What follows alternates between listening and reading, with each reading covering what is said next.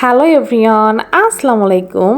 আজকে তৈরি করে দেখাবো ভাইরাল সেই কাচের রসমালাই বা সাবুদানের রসমালাই, যেটাই বলেন না কেন। আমি একটু অন্যরকমভাবে বানিয়েছি। এটার টেস্ট যার জন্য বেড়ে দ্বিগুণ হয়ে গিয়েছে। আমি আসলে কারোর রেসিপি ফলো করি নাই, নিজের মতোই বানিয়েছি। এই জন্য আমি এটার পারফেক্ট একটা স্বাদ পেয়েছি, কি বলবো, আসলে অনেক বেশি মজার।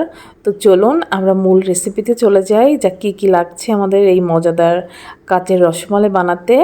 আমি এখানে হাফ কাপ মতো সাবুদানা নিয়েছি। এই যে এখানে এক প্যাকেটের থেকে আমি হাফ কাপ মেপে নিব, মেজারমেন্ট কাপের হাফ কাপ মেপে নিব। এই যে আমি হাফ কাপ মেপে নিয়েছি।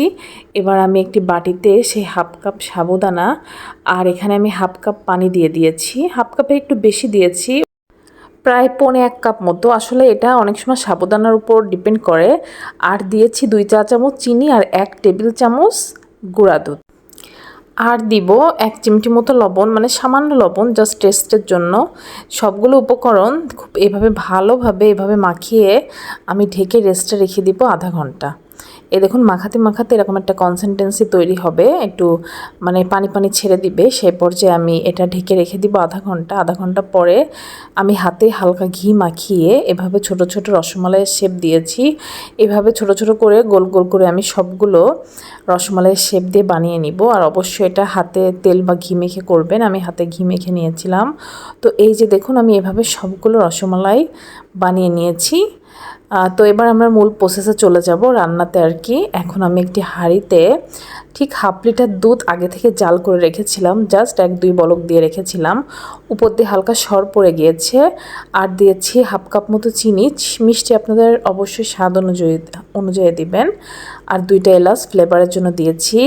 আমি এবার দুধটা ফুটে আসলে, আমি যেহেতু দুধটা আগে থেকে বলক দেওয়া ছিল, এই জন্য দুধটা ফুটে আসা মাত্রই আমি সে বানিয়ে রাখা মিষ্টিগুলো এর ভিতরে দিয়ে দিব। তো মিষ্টিগুলো দেওয়ার পরে ঘড়ি ধরে আমি ঠিক 10 থেকে 12 মিনিট পর্যন্ত এটা মিডিয়াম হাই রেখে এভাবে জ্বালিয়ে নিব। এই যে মিষ্টিগুলো মানে অনেকটাই ফুলে যাবে। তো আসলে আমি হাঁড়িটা আমার ছোট ছিল, বারবার উতলে যাচ্ছিল। এই জন্য আমি জায়গায় দাঁড়িয়ে থেকে বারবার এভাবে নাড়িয়ে দিচ্ছিলাম। এই কাজটা আপনাদেরও করতে হবে। আর আপনারা এই ক্ষেত্রে একটু বড় পাতিলও নিতে পারেন। আমার হাঁড়িটা একটু ছোট হয়ে গিয়েছিল মিষ্টির তুলনায়। তো এই যে আমি এভাবে 10 থেকে 12 মিনিট জাল দিয়ে নিব। তো জাল দিতে দিতে দুধটা অনেকটাই ঘন হয়ে আসবে। আসলে আর ঘন হলে এই মিষ্টিটা খেতে বেশি ভালো লাগবে। আমি অনেকের রেসিপিতেই দেখেছি যে তারা দুধটা অনেক পাতলা রেখে নামিয়ে ফেলে, বা যখন সাবুদানা দিয়ে মিষ্টিগুলো তৈরি করে তার ভিতরে কিছু অ্যাড করে না, জাস্ট পানি দিয়ে ডোটা তৈরি করে। এরকম যদি করেন মিষ্টিটা খেতে কখনোই ভালো হবে না। বাট আমার রেসিপিতে যদি ট্রাই করেন, অবশ্যই আপনাদের রেসিপিটা অনেক বেশি সুন্দর হবে। দেখুন উপর দিয়ে পুরো সর পড়ে গিয়েছে। আমি এভাবে ঘন করে নামিয়ে নিয়েছি। আর বিলিভ মি, মিষ্টিটা খেতে আসলে অনেক মজা। এই ভিডিও শ্যুটটা কিছুদিন আগেই করেছিলাম। তো আমি অনেকদিন পরে ভয়েস দিতে এসে আমার নিজের মিষ্টি দেখে নিজেরই আবার খেতে ইচ্ছা করতেছে। মানে কি বলবো, আসলে অনেক বেশি লোভনীয় হয়েছিল, একেবারে ডিফারেন্ট টেস্ট। তো যারা মিষ্টি লাভার আছেন অবশ্যই আমার রেসিপিতে এই মিষ্টিটি ট্রাই করবেন। আর ফলাফল কিন্তু অবশ্যই আমাকে জানাবেন, কারণ আপনাদের মূল্যবান মতামত আমার জন্য অনেক বেশি গুরুত্বপূর্ণ। এই যে দেখুন মিষ্টিটা কত বেশি সফট হয়েছে দেখে বোঝা যাচ্ছে।